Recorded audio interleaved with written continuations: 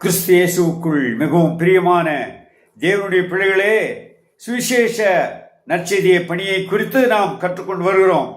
இன்றைய நாளின் தலைப்பை நான் இப்படியாக வைத்திருக்கிறேன்: சுவிசேஷ பணியும் தலைமைத்துவமும். இதை நன்றாக நாம் சிந்தித்து பார்க்க வேண்டும்.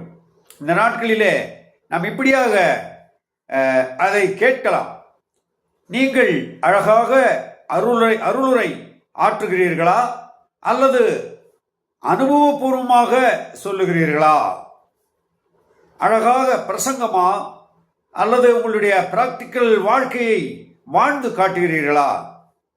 இந்த அருமையான நேரத்தில் 1978 ஆண்டு நீலகிரியிலே 3ஆம் தலைமுறை கிறிஸ்தவ பணியை துவங்கின மறைந்து கர்த்தருக்குள் இளைப்பாறும் மறைத்திரு பாஸ்டர் B.A. பெல்லிராஜ் அவர்களுடைய தலைமையிலே நாங்கள் கிறிஸ்துவை ஏற்றுக்கொண்டு வந்தோம்.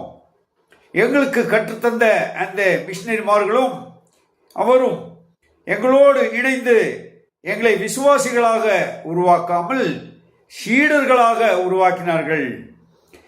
தாங்களே எங்களோடு வந்து எங்களை அழைத்து கொண்டு அனைத்து கிராமங்களிலும் நற்செய்தி பணியை நாங்கள் துவங்கினோம். பல எதிர்ப்புகள் இருந்தது.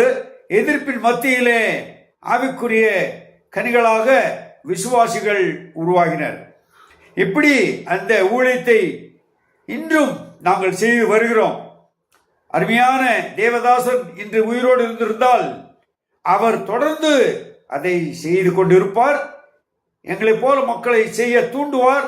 விசுவாசிகளாக உருவாக்காமல் சீடர்களாக உருவாக்குவார். அருமையான தேவனுடைய பிள்ளைகளே, எங்களுக்கும் இப்பொழுது எனக்கு 70 வயதாகிறது.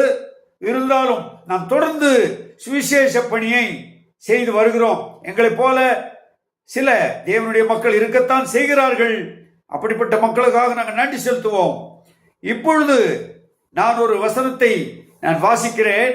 அந்த வசனத்தின்படி நம்முடைய மக்கள் எழும்பி பிரகாசிக்கத்தக்கதாக போதகர்கள் தங்களுடைய திருச்சபை விசுவாசிகளை சீடுகளாக்கும்படியாக நாங்கள் ஜெபிக்கலாம். வேத வசனம் எபேசியர் 5ஆம் அதிகாரம் 16ஆம் வசனம்: நாட்கள் பொல்லாதவைகளானதால் காலத்தை பிரயோஜனப்படுத்தி கொள்ளுங்கள்.